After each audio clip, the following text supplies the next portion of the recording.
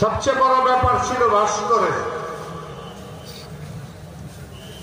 এটার উপর আমি আলাপ করতেছি না, আমি সেখানে বসে সব আলেমদেরকে নিয়ে সর্বশ্রেণীর, এক চেটি আমার মুরিদান এরকম না, এক চেটি আমার দল এরকম না, সব দল,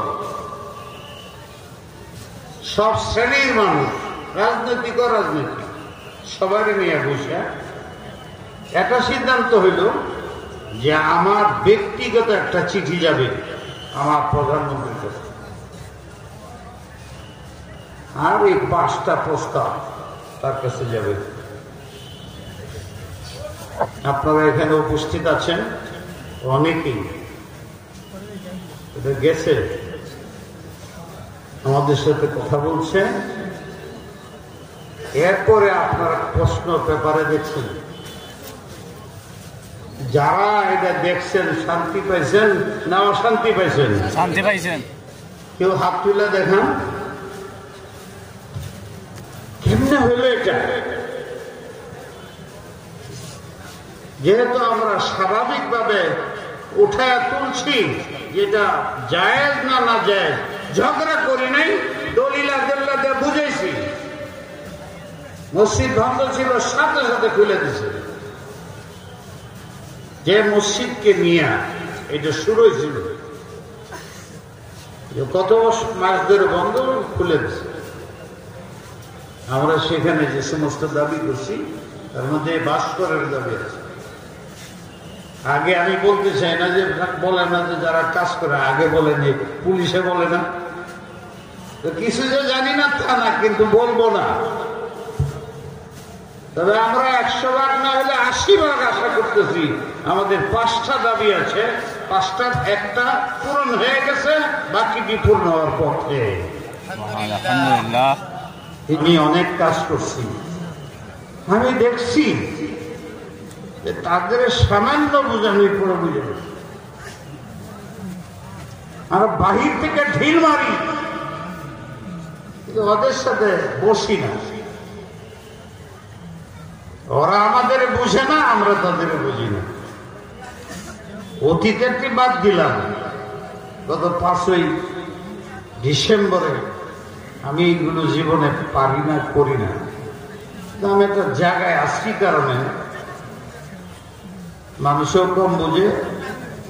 সরকারের যে সরকারি আসে আমার পিছে নামাজ পড়ে, এবং প্রেসিডেন্ট অফিসে আমার পিছে নামাজ পড়ে। একটা গুণ আমার আছে, 40 বছর ধরে এক মসজিদে ইমামতি করি, জুমার নামাজটা পড়ায় মাঝে মধ্যে গাইড গুলশান সেন্ট্রাল মস্ক। আগে তো একটাই ছিল মসজিদ, আর্মিরা, রাষ্ট্রের মন্ত্রী মিনিস্টাররা সব এখানে নামাজ কেন ভাবিছে। তারপরেও এখানে 20-25 হাজার থাকে, এর 10 ভাগ 90 ভাগ সরকারের লোক, বিদেশি এমবেসি। এখানে আমি কথা বলি, এরা আমার একটা ভালো খবরটা বলে দেয়, এদের সাথে আমি চলি। অনেকে মনে করো হুজুর দাম, যে সরকারি আছে আমার পিছনে নামাজ পড়ে, তো বসলে আমার সাথে কথা বলে, আমি কথা বলি। ইমাম সাহেবরে মানুষের যেটুকু শ্রদ্ধা করে, এটা একটা ইমামের পদ, প্রতিটি পদের মধ্যে একটা বড় পদ হলো খতিব হওয়ার পদ, ইমাম হওয়া। ওখানের মুসল্লিরা তাকে শ্রদ্ধা করে, ভক্তি করে, মহব্বত করে। ঠিক না বেঠিক? গুলশান সেন্ট্রাল মস্ক বহুত বড়, এটা 90 ভাগ হলো সরকারের অফিসার, আর্মি প্রধান, রাষ্ট্রীয় প্রধান, এই নামাজ। তারা নামাজ পড়ে হুজুরের লোক একটু মুসাফা করার লেখা রয়েছে, এদের সাথে আমি কথাবার্তা বলি। এই যে বর্তমান পরিস্থিতি হয়েছে, আমি যদিও কোনো দল করি না, রাজনীতি করি না, কিচ্ছু না, তবু আমার একটা আত্মবিশ্বাসের উপরে 5ই ডিসেম্বর গেল, আমি একা 2-4 জন সাথী নিয়ে সারা দেশের আলেমদের ডাকলাম। হয়তো আপনারা আলেমরা জানেন, এই হুজুরও গেছিলেন দরগার হুজুরে। আমি ভাবি নাই, যখন শুনলাম যে অবস্থা এরকম হইতেছে বোধহয় লাখখানি, তাড়াতাড়ি 130 মোটামুটি 200 দাওয়াত দিয়া পেপারের মধ্যে সব জায়গায় লিখে দিছি, দাওয়াতি ছাড়া কেউ আসবে না। এইরকম বোধহয় দাওয়াত দুনিয়াতে নাই। বেফাকুল মাদারিসিল আরবিয়ার মুহতারাম সভাপতি, মজলিসে দাওয়াতুল হক বাংলাদেশের আমিরুল উমারা, সারা বাংলার সমস্ত উলামায়ে কেরামের সর্বজন শ্রদ্ধেয় ব্যক্তিত্ব, মুহইয়িস সুন্নাহ ফকিহুল আসর শাইখুল হাদিস আল্লামা মাহমুদুল হাসান দামাত বারাকাতুহু, এই মুহূর্তে আপনাদের সম্মুখে হযরত তার গুরুত্বপূর্ণ নসিহত পেশ করবেন। আমরা আমাদের পক্ষ থেকে, জামিয়া তাওয়াক্কুলিয়া রিঙ্গার পক্ষ থেকে হযরতের সমীপে বিনীত আবেদন রাখছি, হযরত যেন তার গুরুত্বপূর্ণ নসিহত পেশ করেন। আল্লাহ রাব্বুল আলামিন আমাদেরকে আমলের নিয়তে শোনার তৌফিক দান করুন। আসসালামু আলাইকুম ওয়া রাহমাতুল্লাহি ওয়া বারাকাতুহু। ওয়ালাইকুম আসসালাম।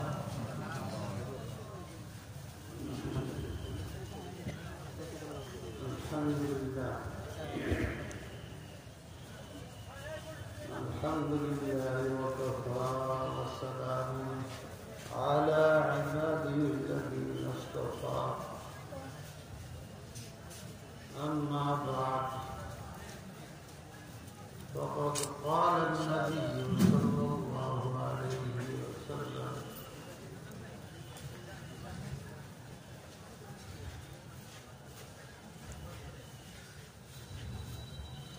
إنما بعثت معلما وإنما بعثت لأتمم مكارم الأخلاق، أو كما قال عليه الصلاة والسلام. حاضرین مجلس، علماء کرام، مشایخ اعظام، طلبہ اعظام، تمام মুসলমান ভাইরা, আল্লাহ জাল্লা শানুহু আমাদের এই মজলিসকে আমাদের হেদায়েতের জরিয়া বানায়। আমিন। নাজাতের জরিয়া বানায়। আমিন।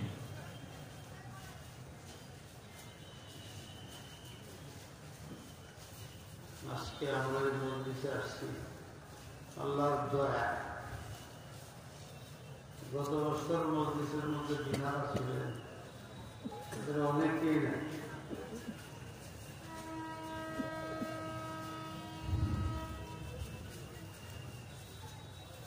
দুনিয়া ছেড়ে দিতে বিশ্বাসের অভাবে যত পরিস্থিতির সৃষ্টি হয় মূল কারণ হয়তো আমরা বুঝি না, বুঝতে চাই না। এই সমস্ত মাজালিসের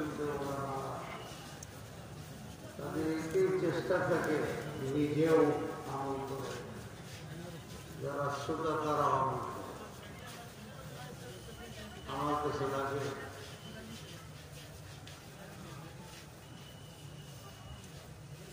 2020 সাল ওরা মারা দুনিয়াতে চলে যাওয়ার বৎসর শোনাকে জানে। বড় বড় আলেমরা সব চলে গেছে, তাদের স্থলাভিষিক্ত দেখা যায় আছে অবশ্যই। আল্লাহ পাক দিনকে কিয়ামত পর্যন্ত রাখবেন। মুসলমানের পরেশানি হবে যদি মুসলমান জানতো তাদের পরেশান হইত না। আল্লাহ পাক কোরআনে বলছেন, হাদিসে বলছেন যে মুসলমান হয়ে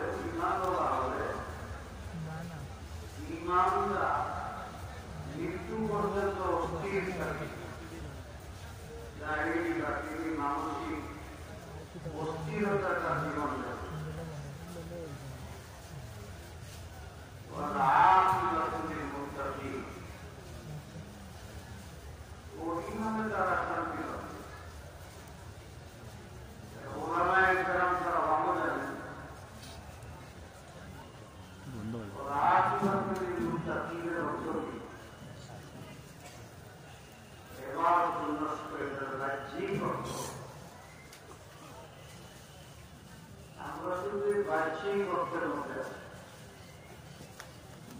কি অর্থ? যে পরিণাম আমাদের ভালো হবে, পরিণাম ভালো হবে। দুনিয়াতে আল্লাহ নিকটগ্রস্ত হয়ে মারা যেত, জেলের মধ্যে দিকে মারা যেত, অনাহারে অর্ধাহারে মারা যেত। পুরো মুসলিম জাতি অমুসলিমদের হাতের কেরুনায় গোলামের মতো আমরা জীবনযাপন করতেছি। আর শুধু বলতেছি পরিণাম ভালো, পরিণাম ভালো, পরিণাম ভালো। এখন এই ওয়াদের প্রতি মানুষ তো মুসলমানদের বিরক্ত দেওয়া হল।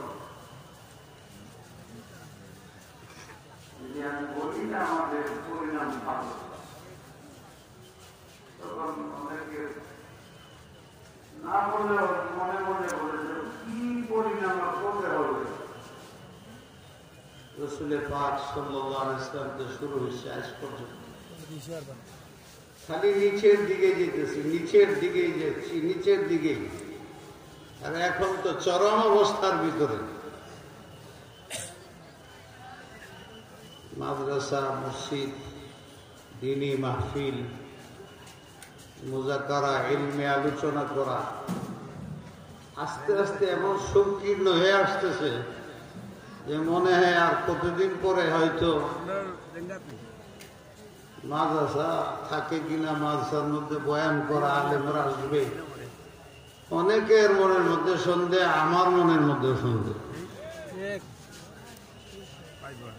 যত আন্দোলন করতেছি, ভালো মন্দ বক্তৃতা দিতেছি, ফিল্ড কাইপে যেতেছে নারায় তাকবীরে, আমেরিকা উড়ায় দিতেছি বক্তৃতার মাধ্যমে, কিন্তু যাইতেছি নিচের দিকে,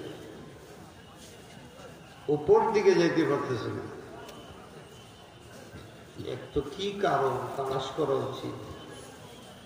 এটা আসলে আয়াতের অর্থ কি? আল্লাহ আমাদের বুঝবার তৌফিক। আসলে আমি আরো কয়েকবার আমি তো ওয়াজ করতে পারি না, ভিতরে ছাত্র ছাত্র থাকলে কিছু পারি। মাহফিলে ওয়াজ করে আমার অভ্যাস কম, পারি না। তো বলছি আপনাদের সামনে এটা দুঃখের কথা বললাম, আলেমরা এভাবে চলে যেতেছেন কেন? আল্লাহ এক হাদিসের মধ্যে আছে,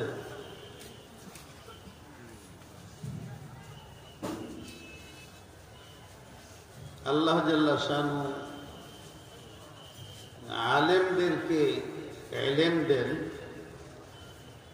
এটা হাদিয়া স্বরূপ হয়।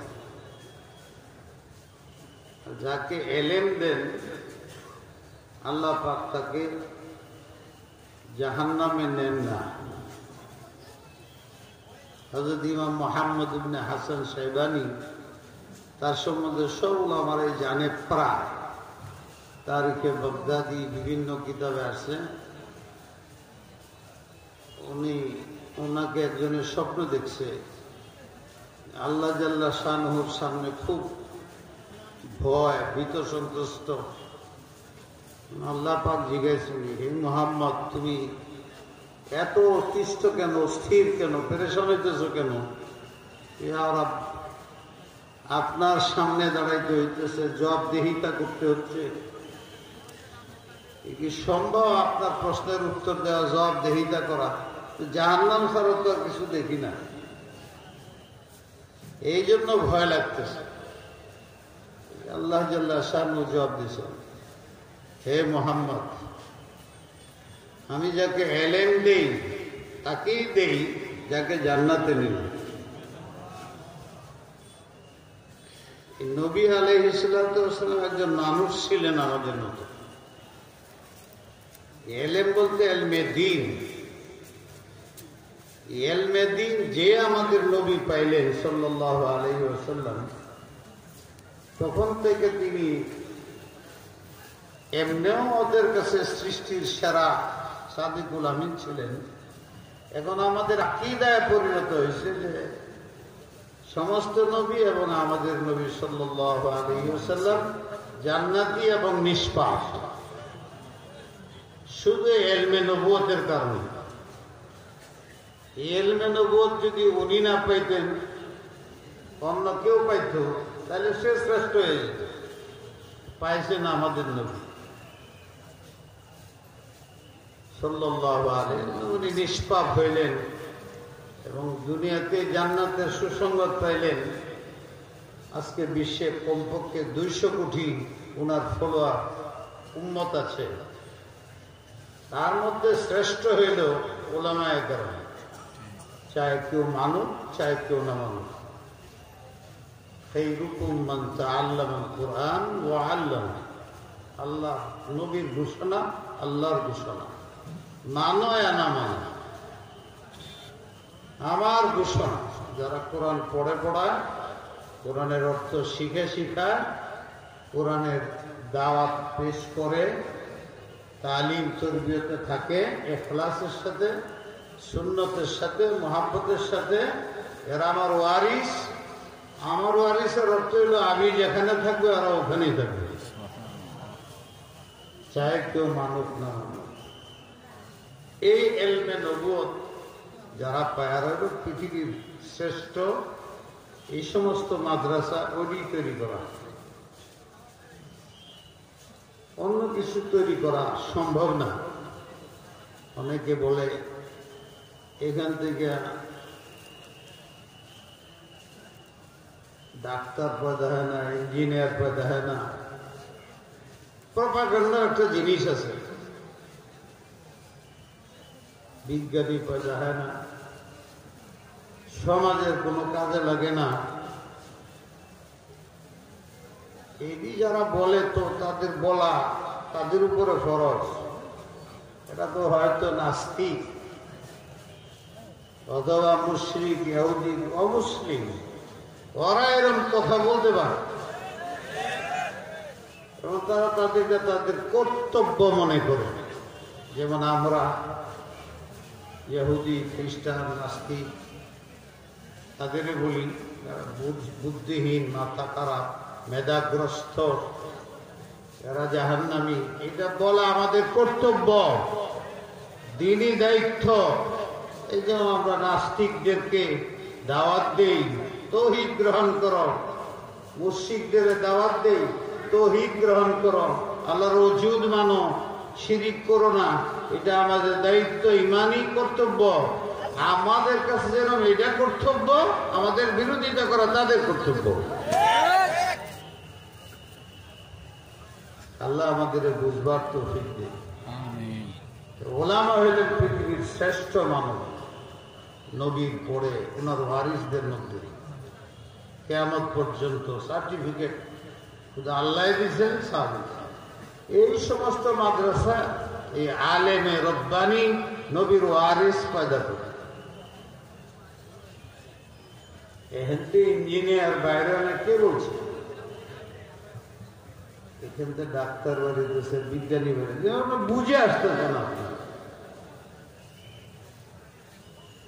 দুনিয়াটা বস্তু, দুনিয়া চোখে দেখা যায়, শরীরটা চোখে দেখা যায়, কিন্তু আত্মা যে আসল এটা দেখা যায় না।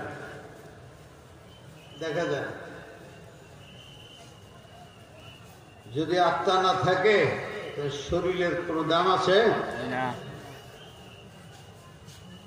শরীরের জন্য এই ডাক্তার লাগে, শরীরের জন্য বস্তুর জন্য ইঞ্জিনিয়ার লাগে, বস্তুর জন্য বিজ্ঞানী লাগে। এই পয়দা করতেছে একদলে, আমরা বাধা দিই না, বিরোধিতাও করি না, তাদেরও মোবারকবাদ দিই। যদি তারা এই মাইক তৈরি না করত, বাতি তৈরি না করত, তাহলে আমরা এই রাত্রির অন্ধকারে এই হাজার হাজার মানুষের আওয়াজ কেমনে শুনেছ, কেমনে আলোকিত হইত। এই জন্য তাদের এহসান এবং এই সমস্ত এলেম শিক্ষা করা ফরজে কেফায়া, এটা আমরা বিরোধিতা করি না। যখন এইগুলোর আশ্রয় অন্যরা তো বটেই, মুসলমানরা পর্যন্ত বলতে থাকে এরা ইঞ্জিনিয়ার হয় না, ই হয় না, সে হয় না। আমি তাদের দুইটা কথা বলি। এক নম্বর, সব মাদ্রাসা মিলে 1 লাখ 2 লাখ ছাত্র সারা বাংলাদেশে আছে, 2-3 লাখ ছাত্র। তোমাদের একটা ইউনিভার্সিটির ভিতরেই 40,000, 50,000, 1 লাখ ছাত্র। এই মাদ্রাসাগুলোর মধ্যে যে কাজ হয়, নবী আনার কাজ, নবী রেখে যাও ওয়ারিস, যে নবীর হাত ধরে জান্নাতে যেতে হবে যদি মুসলিম হয়ে থাকো। প্রত্যেক কলেজে ইউনিভার্সিটিতে ভাগ করে দাও, ক্লাস 5 পর্যন্ত কোরআন শরীফ পর্যন্ত রিডিং পড়া সবার বাধ্যতামূলক। মেট্রিক পর্যন্ত সবাই কোরআন হাদিস সম্বন্ধে জানা, মোটামুটি জ্ঞান হাসিল করা বাধ্যতামূলক। এই দেশের মধ্যে হাফেজ তৈরি হয় 1 লাখ, তোমরা 50,000 হাফেজ প্রতি বছর তৈরি করে দিবা। এমএ পাস করে সে মুফাসসিরে কোরআন হইতে হবে। আমরা সব মাদ্রাসা বন্ধ করে দিই। তোমাদের তো একটা স্কুল থেকে 40,000 ছাত্র একটা ইউনিভার্সিটির মধ্যে। যদি আমরা আমাদের প্রয়োজনের হাফেজ পাওয়া যায়, মুফতি পাওয়া যায়, মুহাদ্দিস পাই, ফকি পাই, এক একটা বিভাগ হাফেজ পাই, আমলের দিক দিয়েও এই মাদ্রাসাগুলোতে যেরকম তৈরি হয়, সুন্নতের লেবাস, সুন্নতি আমল, আখলাক দেখলেই মনে হয় ফেরেশতা ফেরেশতা লাগে। যদি তৈরি করে দাও, আমাদের মাস্টার দরকার নেই, তোমরা একমুখী শিক্ষা করো, এর চেয়ে বেশি হবে। আর যদি না পারো, আমাদের আত্মা আসল, দিল আসল। এক ডাক্তার এখান থেকে তৈরি হয়, এর ইঞ্জিনিয়ার এখান থেকে তৈরি হয়, এর বিজ্ঞানী এখান থেকে তৈরি হয়। তাহলে তোমাদের স্কুল কলেজ ভাঙ্গে থইয়া সব কি মাদ্রাসা হবে? যদি মুসলমান হয়ে থাকে, আল্লাহ পাক আমাদের বুঝবার তৌফিক দেয়। কেন মাদ্রাসার পিছনে আমরা খাটি, কেন আপনারা মাদ্রাসার পিছনে খাটেন? দুনিয়াতে যদি এলমে নবুয়ত না আসতো, তাহলে আমরা পশুর চেয়ে অদম হইতাম। এই এলমে নবুয়ত যদি মাদারেস গুলোর মাধ্যমে উলামা সৃষ্টি হইয়া ব্যবস্থা না হইতো, তাহলে আপনাদের মাথায় টুপি দেখা যেত না। এই মজলিসের মধ্যে পাগলের মধ্যে না এসে বসে থাকতেন না, দুইটা আল্লাহর কথা শোনার জন্য।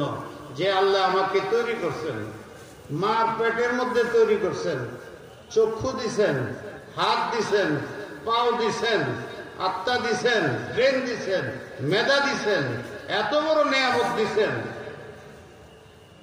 তার শুকরিয়া করা, এটা যে জ্ঞানের সম্মত কথা, যুক্তিযুক্ত, এটা আপনাকে বুঝাইতে হবে। কেন আলেমরা চলে যেতেছে? রাসূল পাক সাল্লাল্লাহু আলাইহি ওয়াসাল্লাম বলছেন, কোরআনেও বোঝা যায়। আমি কথা কইতে পারতেছি না, 2টা গুনাহ এখানে বারবার হইতেছে। ফটো বন্ধ করেন, ফটো বন্ধ করেন। আমার মনে হয় আগেও আসলে বলতাম, এই জন্য আমি বড় একটা মজলিসে যাই না। দ্বীনি মজলিসের মধ্যে আপনারা এই অপরাধ করেন, বেইজ্জতির চালানে চলে যেতেছে। এই দেখো, এখনো আমাদের মনের মধ্যে কোনো পেরেশানি নেই। এই গুনার কারণ এই পৃথিবীর ভিতরে মুসলমানরা লাঞ্ছিত হচ্ছে। ইহুদি আমাদের চুলো বাঁকা করার ক্ষমতা রাখে না, খ্রিস্টান আমাদের চুলো বাঁকা করার ক্ষমতা রাখে না, 1 কোটি সরকার আমাদের চুল বাঁকা করার ক্ষমতা রাখে না। যদি আমরা গুনাহ ছেড়ে দিই, আল্লাহর রহমত যদি আমাদের সাথে থাকে। ইন তানসুরুল্লাহ ইয়ানসুরকুম ওয়া ইউসাব্বিত আকদাম। তোমরা দ্বীনের সাহায্য করো, এর অর্থ হলো দ্বীনের উপরে আমল করো,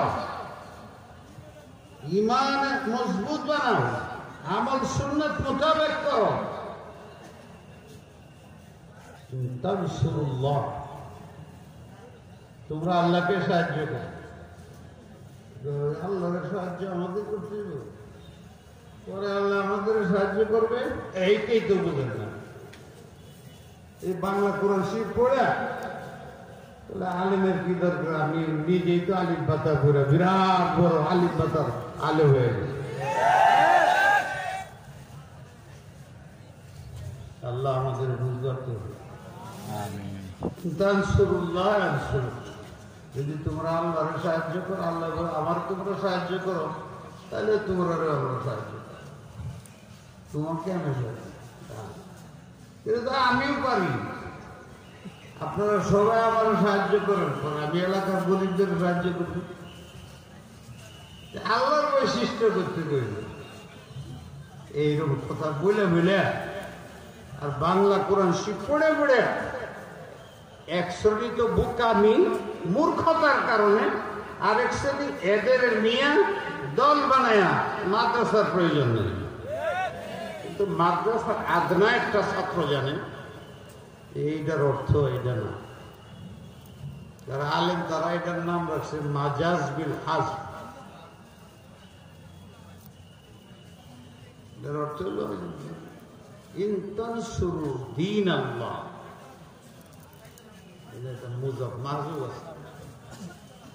এইটাই মাদ্রাসা না করলে পারা যাবে না। ইউদিল্লু বিহি কাসীরা ওয়া ইয়াহদি বিহি কাসীরা। নিজে নিজে কোরআন শরীফ পড়লে এই অর্থ করবে, আর উস্তাদের কাছে পড়লে তখন ওই অর্থ করবে। তুমি যদি দ্বীনের সাহায্য করো, আমি আল্লাহ তোমার সাহায্য করব। দ্বীনের সাহায্য অনেক, তার মধ্যে 1 নম্বর হইল দ্বীনের হুকুম আহকামের উপরে তুমি ব্যক্তি আমল করবা, তুমি সমাজপতি সমাজের আমল করবা, তুমি রাষ্ট্রের প্রধান রাষ্ট্রীয় ভাবে এটার কার্যকর করবা।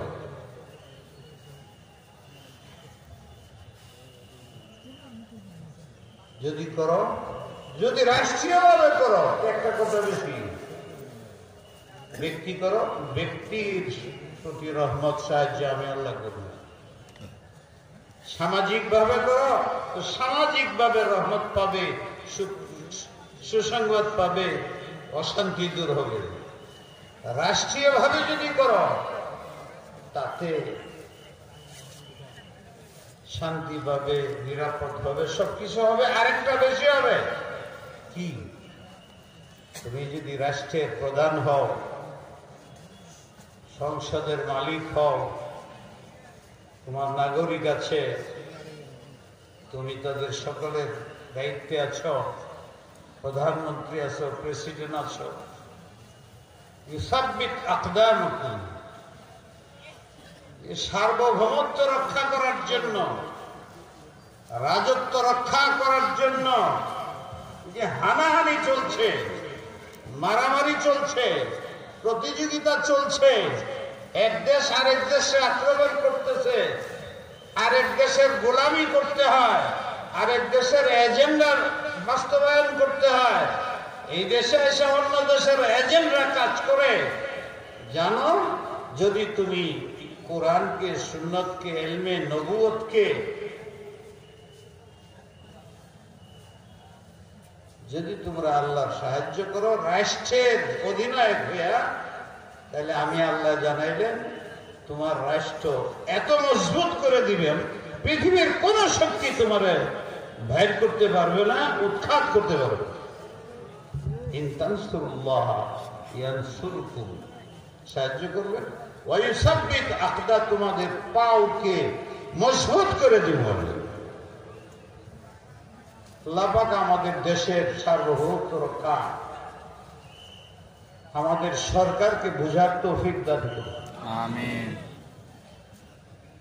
এর জন্য আমরা দায়ী, কিন্তু সরকারকে দায়ী করি না। জানে না সে, তাদের জানানির দায়িত্ব নবীর ওয়ারেসদের, তারা জানাবে। কিভাবে জানাবে? বিল হিকমতি বিল মাউইযাতি ওয়াজাদিলহুম বিল্লাতি হিয়া আহসান লা বিল গলাযাতি ওয়ালা বিস-সাইফ বিল লিসান বিলিসানিস সাইফ ফাবিমা রাহমাতিন মিনাল্লাহ লিনতা লাহুম মিন গায়রি ফারকিন بين العوام والخواص بين الزعماء السياسيين أو العلماء فبما رحمة من الله لنت لهم ولو كنت فظا غليظ القلب لانفضوا من حولك فاعف عنهم واستغفر لهم وشاورهم في الأمر। দাওয়াতের ময়দানে রাসূল শিখো, তালিম তরবিয়তের ময়দানে রাসূল শিখো। এখানে মুজাদালা নাই। যদি কেউ করে বিলাসান, আজি তাও না বুঝে, ওইদা খাতাবাহুল জাহিলুনা কালু সালাম। জিহাদ আছে, ইস্তাইদ্দু লাহুম মাসতাতা'তুম মিন কুওয়াতিন, ওখানে কুওয়াত প্রদর্শন করো, ওখানে সিদ্ধত দেখাও, জবানের সিদ্ধত, তলোয়ারের সিদ্ধত, যত কঠোরতা জিহাদের ময়দানে, কিন্তু তালিমের ময়দানে নয়। তালিম তরবিয়তের ময়দানে নয়, এখানে মহাব্বত, এখানে শফকত। তবলিগের ময়দানে নয়, ওখানে হিকমত মওইজা। এরকম কথা বললে আশ্চর্য লাগে। সাধারণ মুসলমান তো বটেই, অনেক শিক্ষিত আলেমরাও বলে হুজুর আসলে কি চায়, আমরা আন্দোলন করতেছে, আন্দোলন বন্ধ করে দিয়েছে। এই আন্দোলন খালি মুখের গালির মধ্যে শুনে। আমি কি বলি, সরকার যে সমস্ত আইন করে ইসলামের সাথে সংঘাত নয়, আমরা সেটা মানি, মানতে বাধ্য।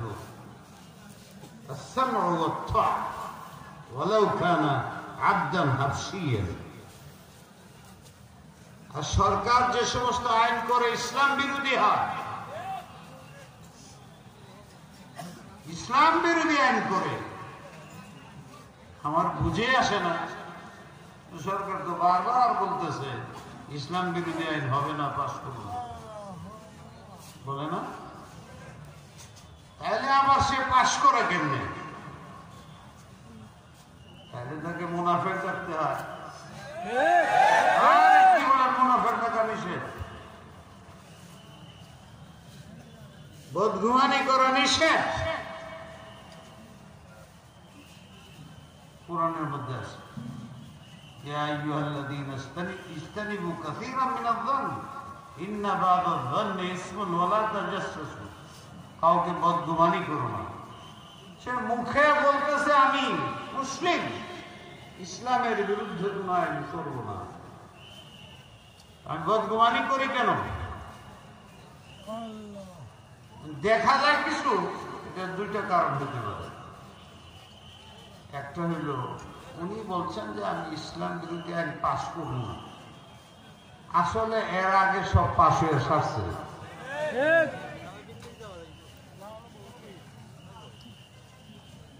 আমার পাশের বাকি নাই, তাহলে আর কি কাজ করবো?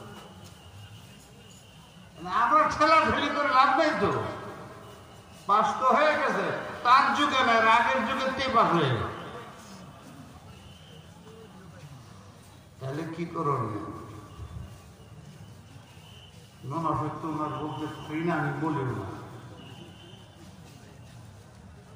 আমরা কোনোদিন বলছিনি, উনি যখন আমাদের বলছেন যাই সরকার আসে বলে আমরা ইসলামের বিরুদ্ধে কিছু করবো না, তখন আমরা নারায় থাকবি। জিজ্ঞাসি কোনোদিন পাস তো হয়ে রয়েছে, ওইটাও কি পরিবর্তন করবেন কিনা এটা জিজ্ঞাসেন কোনোদিন? তারাও বুঝে নিছে আগে আর করবো না, পিছনের দিকে ওরা স্বীকৃতি দিছে। আল্লাহ আমাদের বুকাই শেষ আছে। হ্যাঁ বলেন আমরা পাস করবো না, বলি তো পাস করবে নাই তো, যা দেখা যাইতেছে সব আগের পাস করা। এই জন্য ওনাদেরকে আমাদের বোঝানো দরকার ছিল যে পাস আরো করেন বাধা নেই, কিন্তু যেটি পাস করে আছেন এটি বন্ধ করে দেন, কারণ নাই তো আর পাস করা বাকি নেই তো, আর পাস করবো করতে গেলে ওইটা আমরা দরকার নাই। যেটি পাস হয়ে গেছে ওগুলোরে আপনি রহিত করে দেন। আজকের এই বিরাট মিটিং থেকে আমরা আপনাকে অনুরোধ জানাইতেছি, আল্লাহ আপনাকে চেয়ারে বসাইছে, এই চেয়ারের ক্ষমতা আল্লাহ বসাইছে, আপনাকে পছন্দ করে বসাইছে। আমরাও বিশ্বাস এটাই, যেটি হয়ে গেছে, যেটি ইসলামের জজ ভাই কাজ করলে তাহলে শরীয়ত আসলো কে? জজ ভাই দৌড়াদৌড়ি করা পাগল ঘোরার কাজ, এই জন্য তার লাগাম লাগায়। দিনের কাজ ক্ষেত্রেও পাগলা ঘোরা হওয়া যাবে না, লাগাম লাগবে। এই লাগামের নামই হইল শরীয়ত, এই লাগামের নামই হইল সুন্নাত। মানুষ স্বভাবগত ভাবে যা বিশ্বাস করে, এর বাইরে কিছু হইলে কোন মানুষের জজবা হয়ে যায়। এই জজবাকে ধরে রাখার জন্য, এতেদাল পয়দা করার জন্য যে লাগাম, এটার নাম হইল শরীয়ত, এটার নাম সুন্নাত। বেলাগাম হওয়া যাবে না। ইস্তেতাআত শরীর এই না হয় যে আমাদের বেলাগাম হওয়ার কারণে আমাদের উপরে বালা মুসিবত আসতেছে, বিপদ আসতেছে, আমাদের ময়দান ছোট হয়ে যেতেছে, এরম যাতে না। আমি যতটুকু বুঝছি এই ক্ষেত্রে আমাদের দায়িত্ব ছিল এবং এখনো আছে সরকারকে বোঝানো। ও তো জানেই না।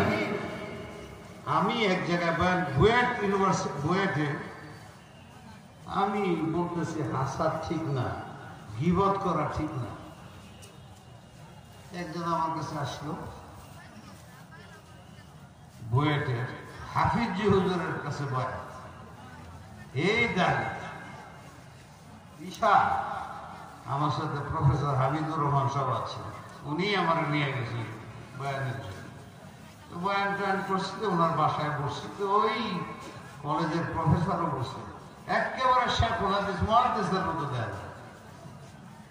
পরে দেখা গেল উনি আমার জিজ্ঞাসা, হুজুর একজনে অপরাধ করবে, আমি সেটা বলবো যেটাকে আপনি গীবত, এটাও হারাম?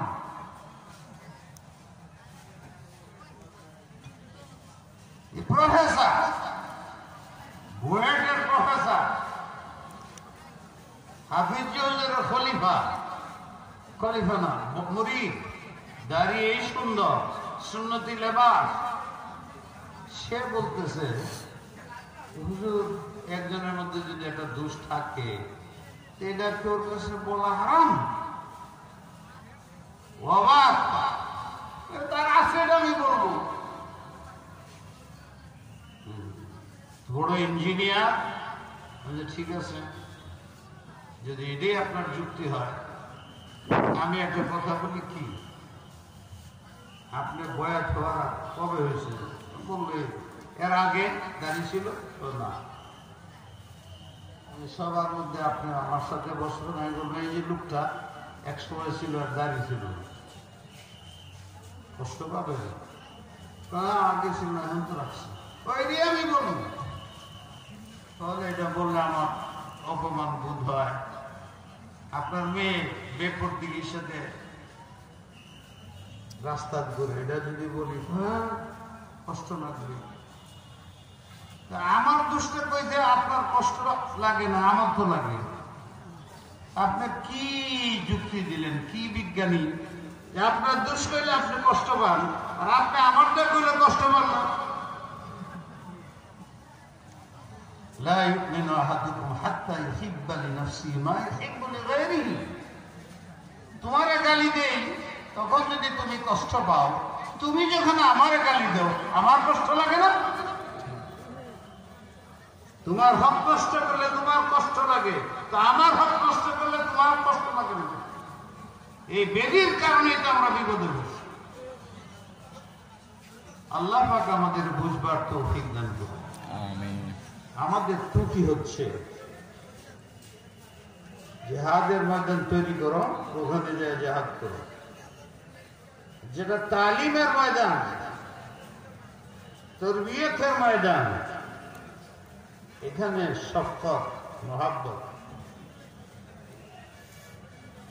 যেটা তবলিগের ময়দান, দাওয়াতের ময়দান, ওখানে হিকমত মওয়াজত।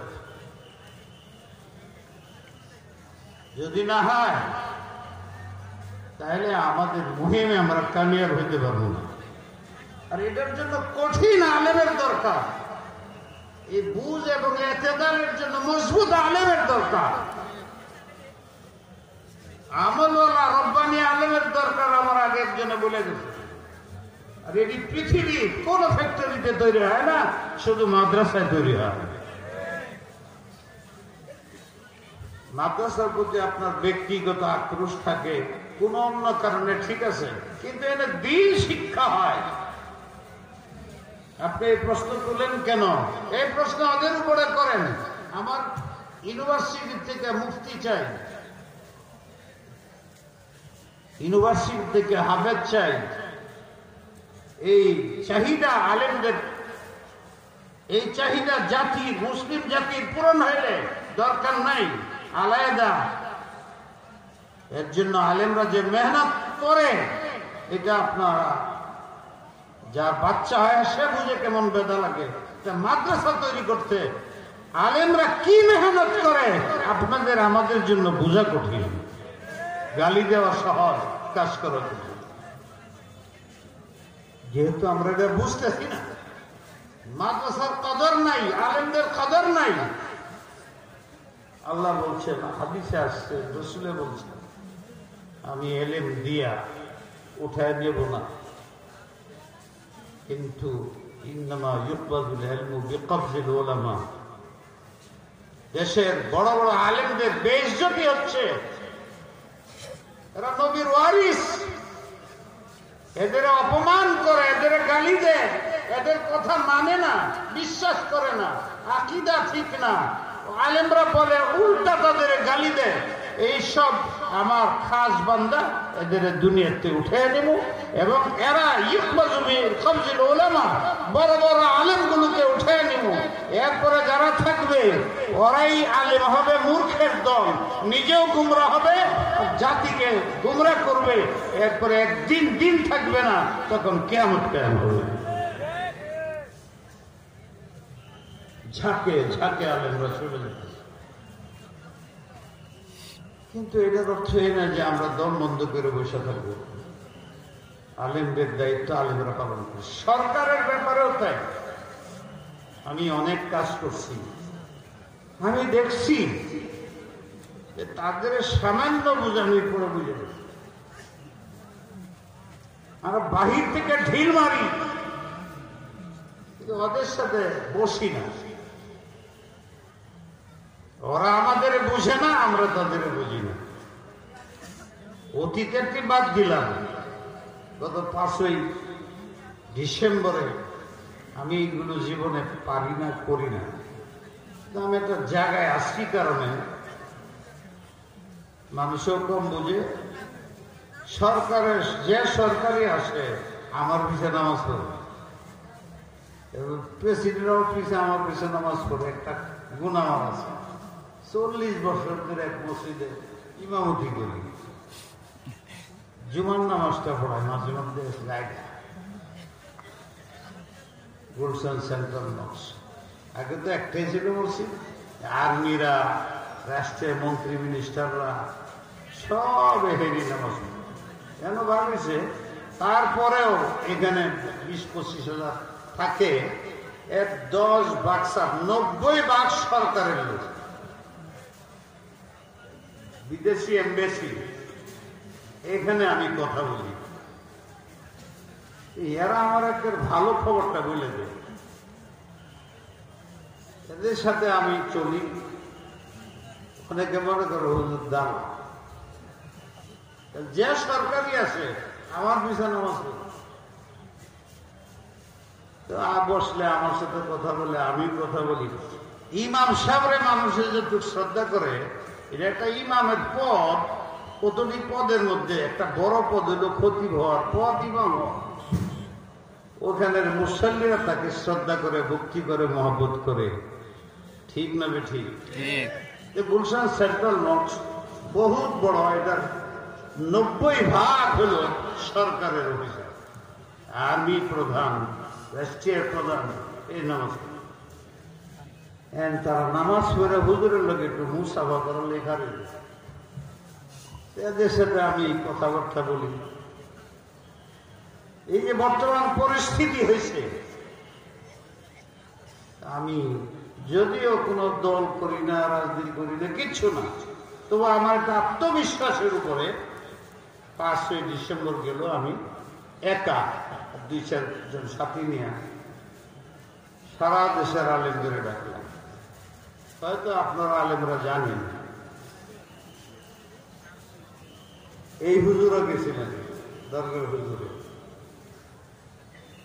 আমি ভাবি নাই, যখন শুনলাম যে অবস্থা এরকম হইতেছে, বোধহয় লাখখানি, তাড়াতাড়ি 130 মোটামুটি 200 দাওয়াত দিয়ে পেপারের মধ্যে সব জায়গায় লিখে দিছি, দাওয়াত ছাড়া কেউ আসবে না। এইরকম বোধহয় দাওয়াত দুনিয়াত নেই। কিন্তু এরপরে হুজুর বসে রয়েছে, মৌলানা রাজু আসছেন, মহিলারা সব আপনাদের এর মধ্যে অনেক থাকতে পারে, আমি চিনিও না, জানিও না। কমপক্ষে শীর্ষ আলেম 500 হয়েছে, আর সব মিলে 1000-এর উপরে ডাকছি 130 জন বা 100-200 মধ্যে। আমি নিজেই পেরে ফেলবো। হ্যাঁ, সবচেয়ে বড় ব্যাপার ছিল ভাস্করের।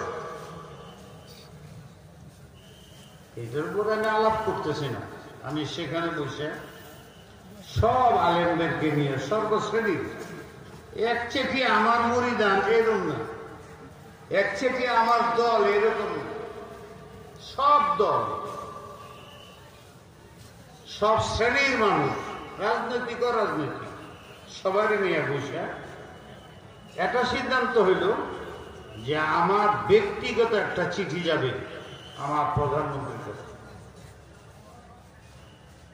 আর এই 5টা প্রস্তাব তার কাছে যাবে। আপনারা এখানে উপস্থিত আছেন অনেকেই, এটা গেছে, আমাদের সাথে কথা বলছে। এরপরে আপনারা প্রশ্ন পেপারে দেখছেন, যারা এটা দেখছেন শান্তি পাইছেন না অশান্তি পাইছেন? শান্তি পাইছেন। কেউ হাত তুলে দেখান, কেমনে হইল এটা? যেহেতু আমরা স্বাভাবিকভাবে উঠায় তুলছি, যেটা জায়েজ না না জায়েজ, ঝগড়া করি নাই, দলিল আদিল্লা দিয়ে বুঝেছি। মসজিদ বন্ধ ছিল, সাথে সাথে খুলে দিছে। যে মসজিদকে নিয়ে এটা শুরু হয়েছিল,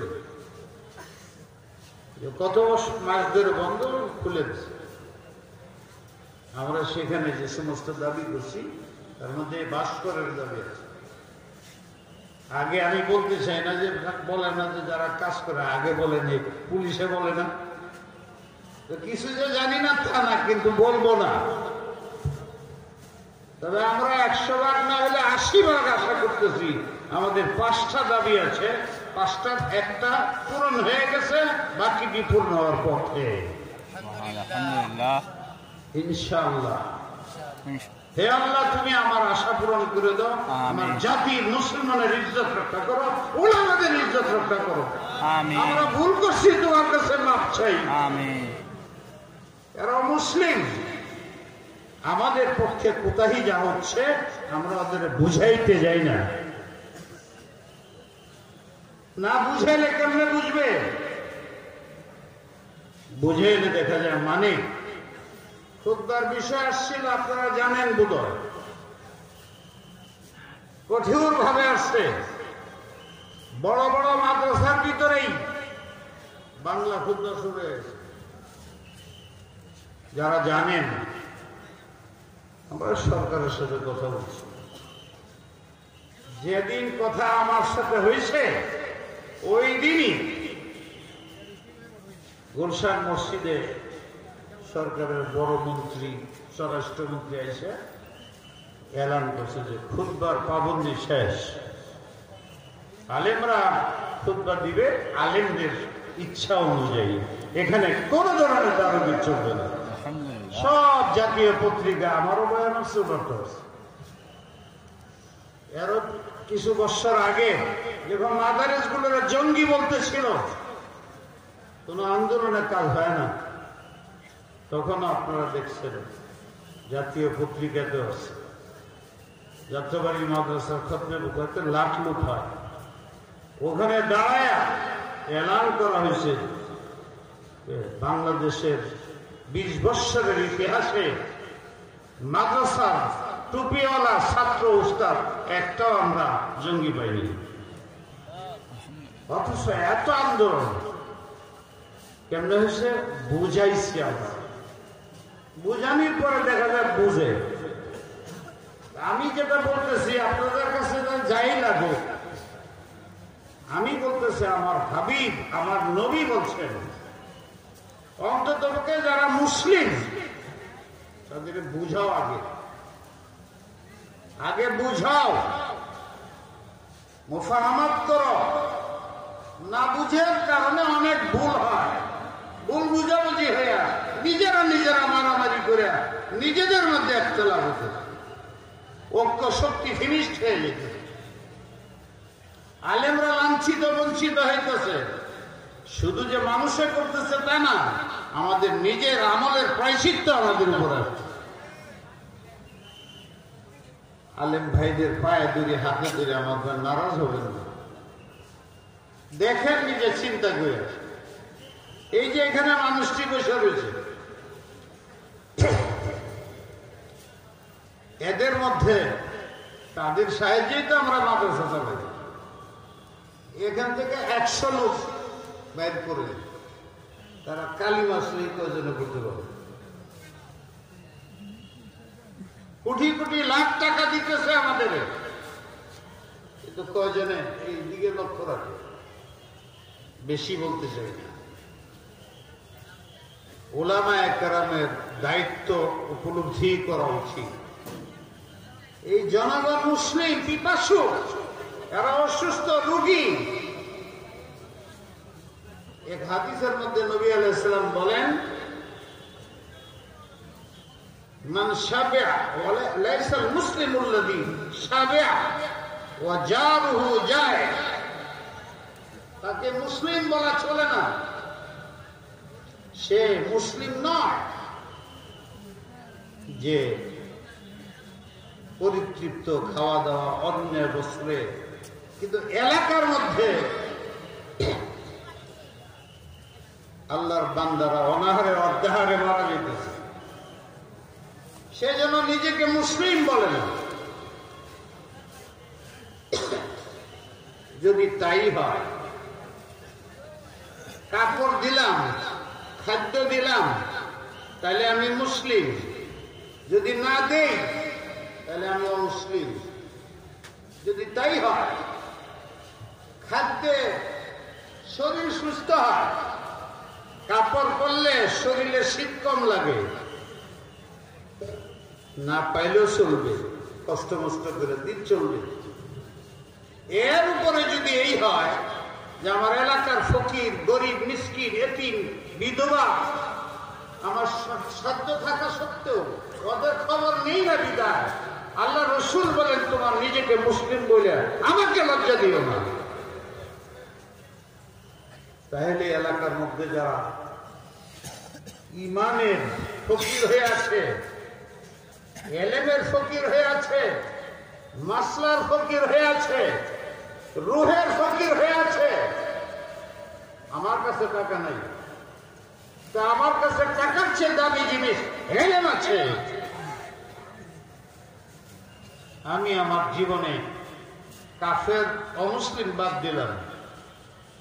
যারা আমার সাথে সম্পর্ক রাখে, আমার এলাকার মানুষ, এদের কয়জন আমি কালিমা শিখেছি? কয়টা মাদ্রাসার মধ্যে সব গুজারি হয়? কয়টা মাদ্রাসার মধ্যে রাত্রে এলাকার ব্যস্ত গরিবদের পড়ানির নস্য ব্যবস্থা করা আছে? আমাদের ভুলের সাইড, নেগেটিভ সাইডটাও দেখা উচিত। যদি আমরা এই কাজটা যেমন দিনের বেলার মাদ্রাসার মধ্যে করতেছি, এই ফিকিরটা যদি আমরা আওয়াজ উল্লাসের মধ্যে আংশিক চালাইতে হবে,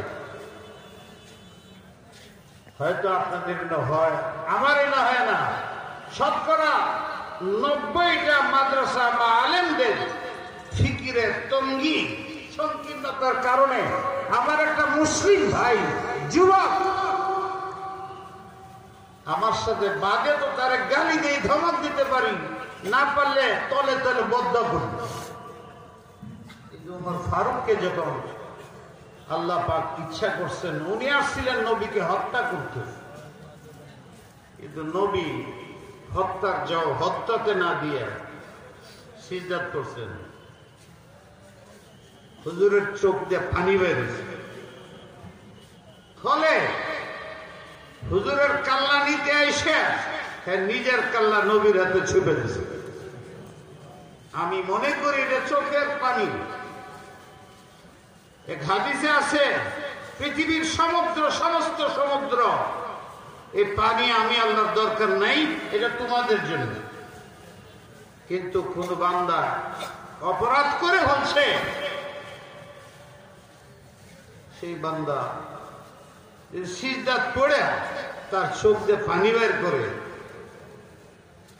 আমি এই পানিটার খুব মুহতাজ, খুব বেশি অভাব আমার খাজানার মধ্যে, তওবা করবে মাথা সিজদার মধ্যে ফেলায়া, দেশের পরিস্থিতি শান্তির জন্য, যারা জুলুম অত্যাচার করে তাদের জন্য হাত তুলবে, শেষ রাত্রে চোখের পানি ফেলাবে। এই পানিটার আমি খুব আল্লাহ ভিখারি। আমার এলাকার মধ্যে আমি জানি এই অপরাধ প্রবণতা। সরকার কি করবে? সরকার সব মিলে 1 লাখ, 2 লাখ, আমরা হইলাম 12 কোটি 15 কোটি। উভয়ের মিলন ছাড়া ঝগড়া করলে হবে না। আমার কথা বলতে হলে আত্মাও লাগবে, জবানও লাগবে। দেশের নিরাপত্তা সুনিশ্চিত করতে হলে আলেমদেরকে, জনগণদেরকেও আগে আসতে হবে, সরকারকেও আগে আসতে হবে।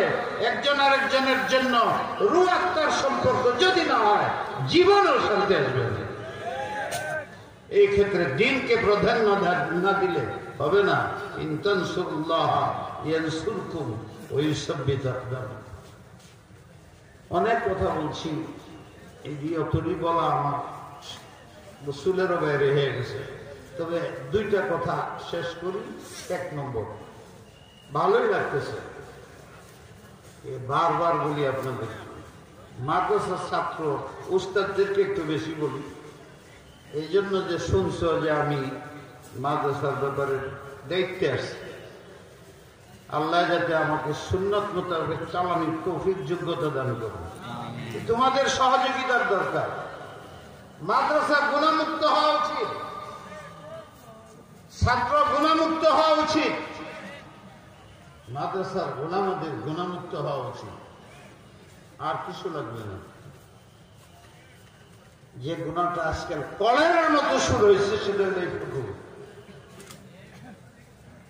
অন্যদের কাছে না থাকলেও মাদ্রাসার উস্তাদের কাছে আর ছাত্রের কাছে থাকে।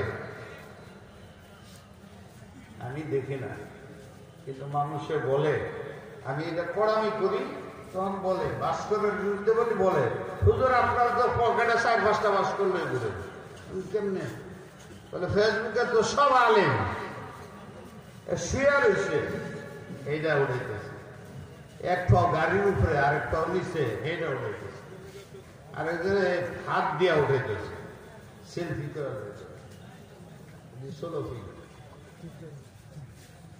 এগুলো কি হচ্ছে? অসম ক্ষুদা। মাদ্রাসা থেকে যে পর্যন্ত এই ফেসবুক না যাবে গুনায় কবিরা, গুনায় কবিরা, এর কোন সুরত জায়েজ নেই। যদি জায়েজ বলো এখানে এসে বলো আমার সামনে। হুজুর এদেরকে মানরুন বলছে বুখারীর হাদিসে, ইল্লা বিজরুরাতিন শাদীদাতিন। এখন আমার সুদ ধরতে হয়, হজ করতে গেলে লাগে, জমি কিনতে লাগে, ইত্যাদি ইত্যাদি ইত্যাদি ইত্যাদি। আলেমদের জিজ্ঞাসা করে উঠাও, গুনাহ হবে না, কাজ হারাম, গুনাহ হবে না। যারা এইগুলো বাধ্য করতেছে ওদের গুনাহ হবে। কিন্তু তুমি তো আলেম, তুমি তো ছাত্র, কেন তোমার কষ্ট বুঝে আসে না? ওরা যে আঘাত নবীকে দিচ্ছে, হাসাদুল আবরার সৈয়দুল মুকাররবিন, তুমি ছাত্র, তুমি আলেম, অন্যরা 100 আঘাত করলে নবী এত কষ্ট পায় না। কিন্তু মাদ্রাসার ছাত্র, হাফেজ, আলেম, শেখুল হাদিস, মুহাদ্দিস হইয়া তারা যদি আঘাত দেয় 100 বার নবীর বুকের মধ্যে বুলেট লাগে। কেন এটা হবে মাদ্রাসায়?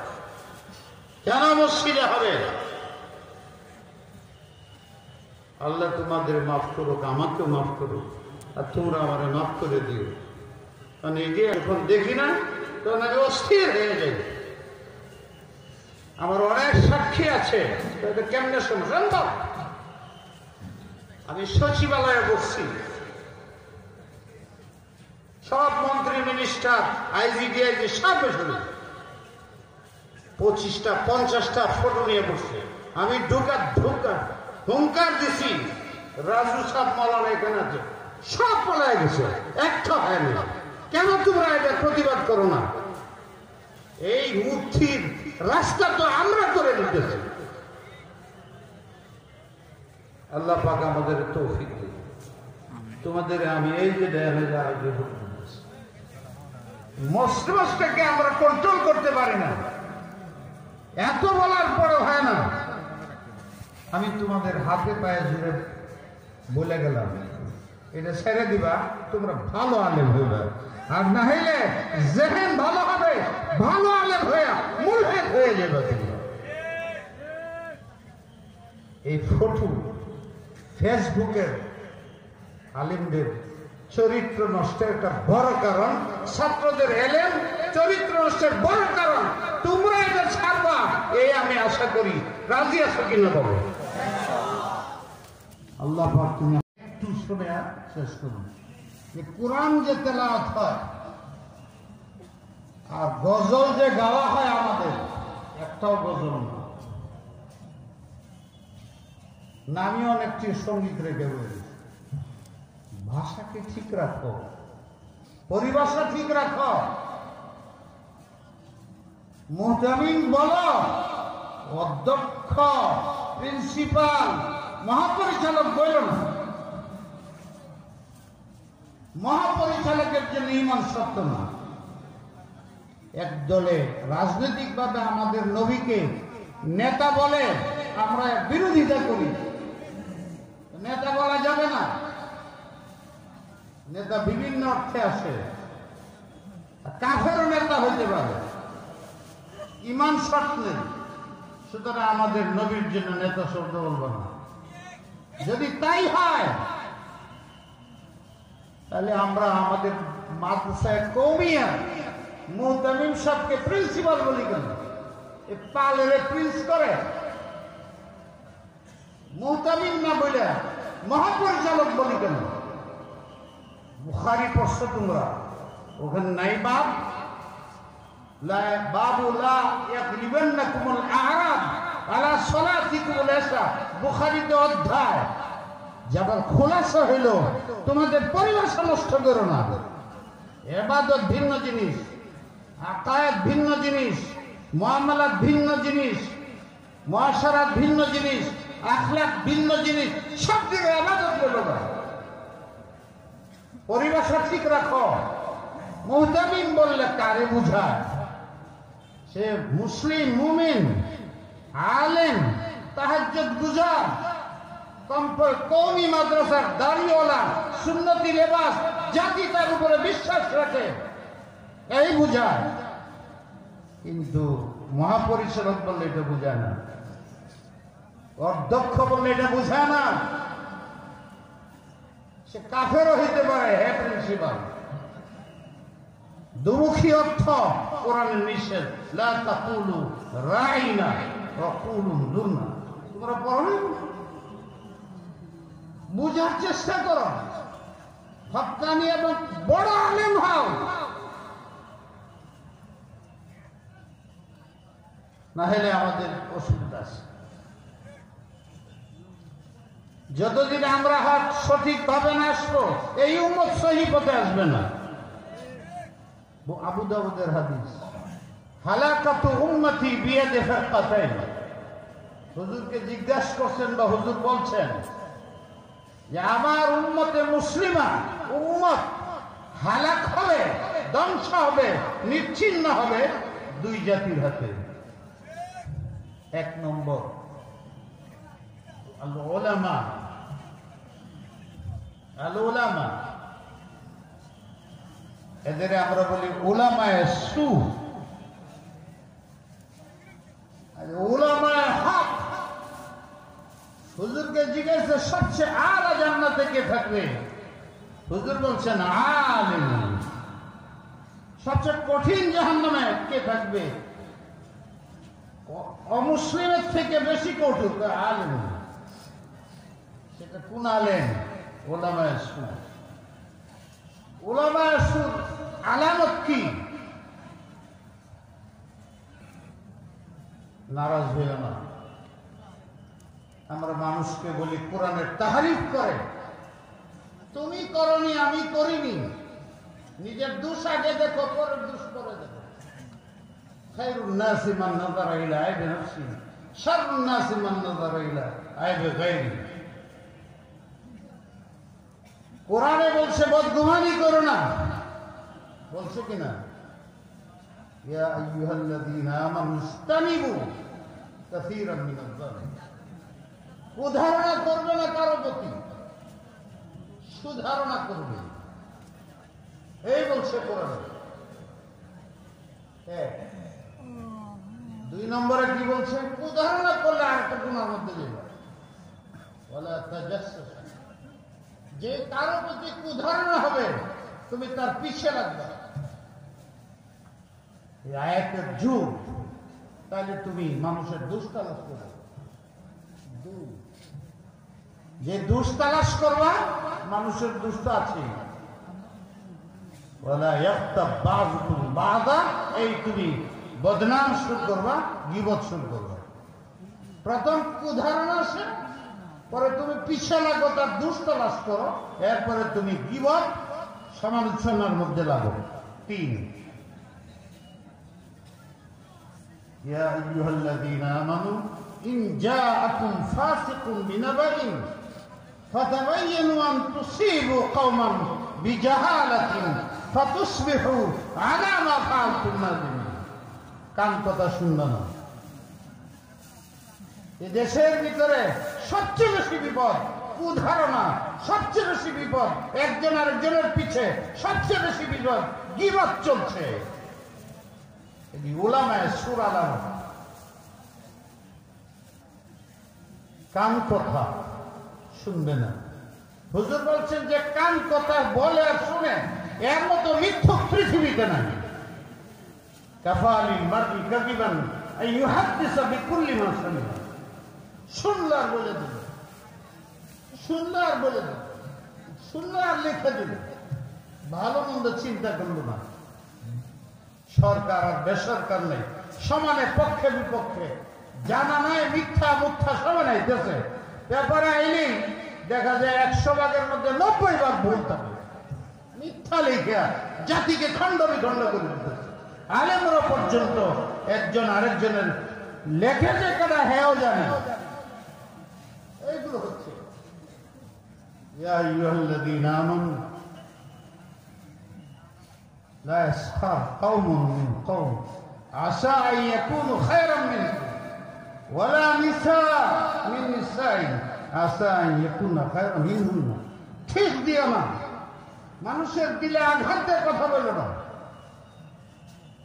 এমন কথা বলো অমুসলিমের জন্য বলে ঈমান আনতে পারলাম না, কিন্তু লোকটা খুব শালীন কথাবার্তা বলছে, নবী আনা চরিত্র, জীবনে গালি দেন নাই, জীবনে থাপ্পড় দেন নাই। যারা অপরাধী ওনার সাথে বেয়াদবি করছে উনি ওদের জন্য হাত তুলে দোয়া করছেন। উমর ফারুকের জন্য দোয়া করছেন। উচিত তাদের জন্য দোয়া করা, রাহনুমাই করা। বলে জাতি এক হইবে। আমি 5টা কইলাম কোরআন থেকে, সূরা হুজুরাত থেকে। বদগুমানি ছাড়লে, যদি না ছাড়ি আমরা বদগুমানি ছেড়ে দিই, মানুষের পিছে লাগা ছেড়ে দেই, কান কথা ছেড়ে দেই, ঠিস মারা ছেড়ে দেই, চুগলখুরি করা ছেড়ে দেই। শুধু আমি কল্যাণই কল্যাণ চাই, প্রত্যেকে যেমন নিজের জন্য চাই। এই দেশ জান্নাতে পরিণত হবে। আমরা যখন এটি করি তাহলে এটা আমলান তাহরিফ হয় না, লফজান তাহরিফ, মানান তাহরিফ। শরীয়ত বলছে গীবত করবে না, কুদারত করবে না, এটা আখলাকের বাহিরে, নবিয়ানা আখলাকের বাহিরে, হারাম নিষেধ। যখন আমি করি তখন চিন্তা করিনি যে আমি কোরআনের আমলান তাহরিফ করতেছি। যদি আমার দ্বারা কোরআনের তাহরিফ হয়, আমি বদগুমানি করি, আমি গীবত করি, আমি আরেকজনের পিছনে লেগে থাকি, দেশে শান্তি কেমনে আসবে? নবীর সুন্নাত কেমনে আসবে? গুনাহ তো অপরাধে আল্লাহর আযাব আনে, করুণা আনে, বিপদ আনে, বালা মুসিবত আনে। আর গুনাহ ছেড়ে দিলে সব চলে যায়। এটা আর কেউ না বুঝলেও মুসলমানের বোঝা উচিত, মুসলমানের সবাই না বুঝলেও আলেমদের বোঝা উচিত। বস আমার এই 2-একটা কথা আপনাদের কাছে অনুরোধ, আমরা সবাই তওবা করি, আল্লাহ আমাদের তুমি মাফ করে দাও। আল্লাহ আমাদের যা গুনাহ হয়েছে মাফ করে দাও। আল্লাহ আমাদের প্রতি দয়া করো, মায়া করো। আমরা চাই সরকার বেসরকার সব মিলিতভাবে এদেশে ইসলামের ঝান্ডা তোলা। আল্লাহ পাক মুসলমানকে গুনাহ থেকে দূরে রাখো, তাদের মধ্যে ইত্তেহাদ পয়দা করে দাও, ইত্তেফাক পয়দা করে দাও। ইয়া আইয়ুহাল্লাযীনা আমানু তাকুল্লাহ হাক্কা তুকাতি ওয়া লা তামুতুন্না ইল্লা ওয়া আনতুম মুসলিমুন ওয়া'তাসিমু বিহাবলিল্লাহ ওয়াত্তাফাকু ওয়াত্তাহিদু আলা আসাসিল কুরআন ওয়া আলা আসাসিস সুন্নাহ ওয়া তাওয়াক্কালু আলাল্লাহ ওয়া মান ইয়াত্তাকিল্লাহা يجعل له مخرجا ويرزقه من حيث لا يحتسب ومن يتوكل على الله فهو حسبه إن الله بالغ أمره قد جعل الله لكل شيء قدرا وآخر دعوانا الحمد لله رب العالمين।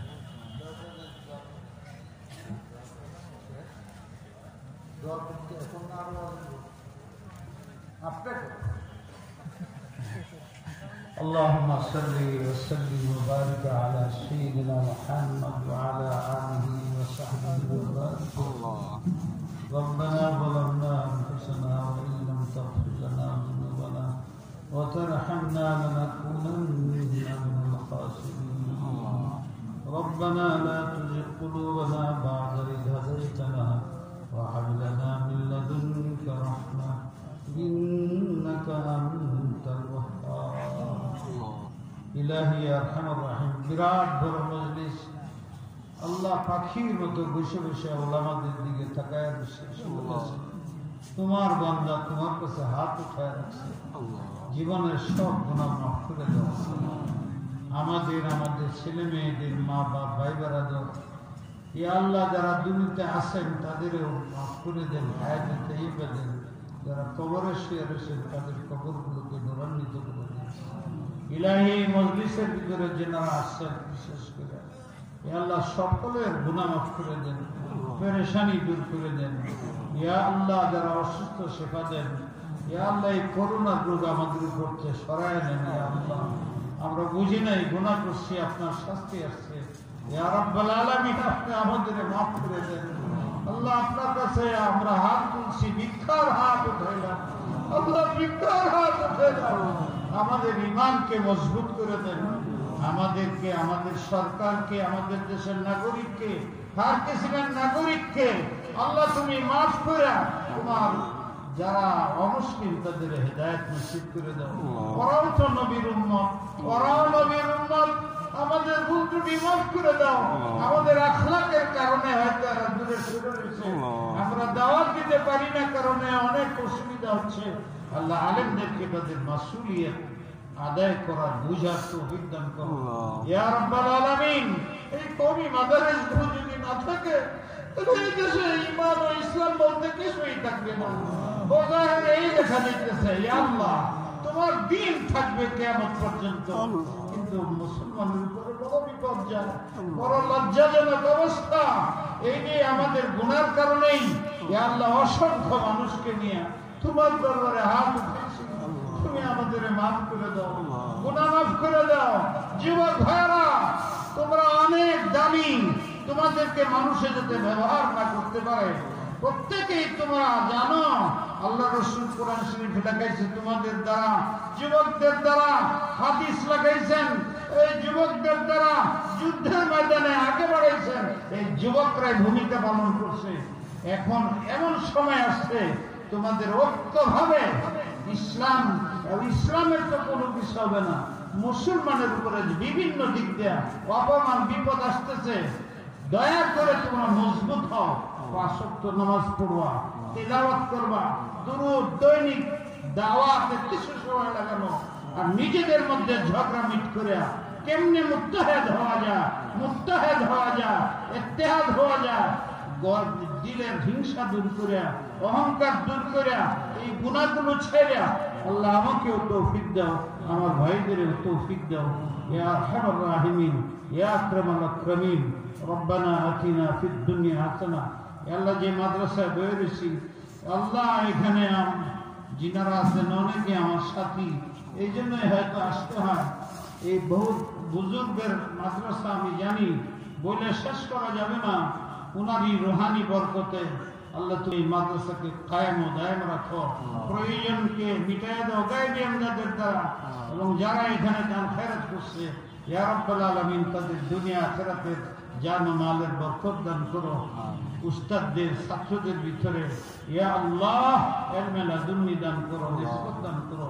সুবহানাল্লাহি ওয়া বিহামদিহি সুবহানাল্লাহিল আযীম, সুবহানাল্লাহি ওয়া বিহামদিহি সুবহানাল্লাহিল আযীম। সুবহান রাব্বিকা রাব্বিল ইজ্জাতি আম্মা ইয়াসিফুন ওয়া সালামুন আলাল মুরসালিন আলহামদুলিল্লাহি রাব্বিল আলামিন। আল্লাহুম্মা সাল্লি ওয়া সাল্লিম ওয়া বারিক আলা সাইয়্যিদিনা মুহাম্মদ।